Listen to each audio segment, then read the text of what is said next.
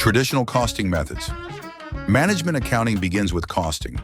Two major costing approaches you need to remember are absorption costing, where all production costs, including fixed overheads, are absorbed into the cost of the product.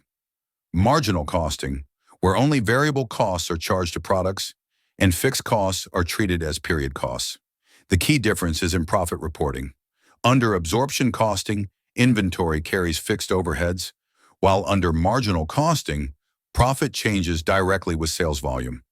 2. Standard costing. Next, we revise standard costing. This is a system where costs are predetermined for materials, labor, and overheads, and then actual costs are compared against these standards to find variances. Standard costs are powerful because they set benchmarks and allow managers to investigate differences between expected and actual performance. Use of standard costs. Why do we use standard costs? They help in planning by setting expected costs. They support control by highlighting variances. They are useful in decision-making since variances show efficiency or inefficiency. Types of standards. Standards can be basic standards, set for long periods, rarely changed. Ideal standards. Assume perfect efficiency, no wastage. Currently attainable standards. Realistic and achievable with some effort. Normal standards, based on average past performance. Definition recap.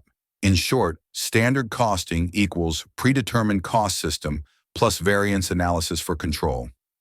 3. Flexible budgeting. Another key revision area is budgeting.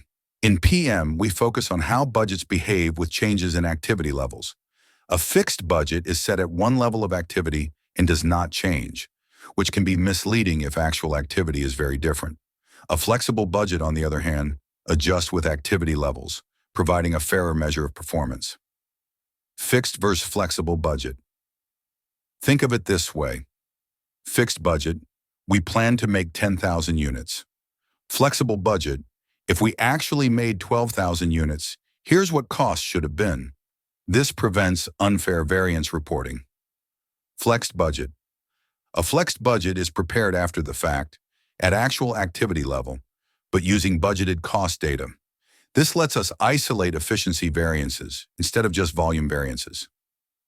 4. Controllability and performance management. Finally, budgets and standards must be linked to performance management. Managers should only be held accountable for costs they can control. This is known as the principle of controllability. For example, a production manager should be evaluated on labor efficiency, but not on material price variances if purchasing is handled by another department. This ensures performance measurement is fair and motivates the right behavior. Summary. So in summary, we revise traditional costing, absorption versus marginal. We refresh standard costing, its use, types of standards, and variance control. We explored flexible budgeting, why it is better than fixed, and the role of flexed budgets.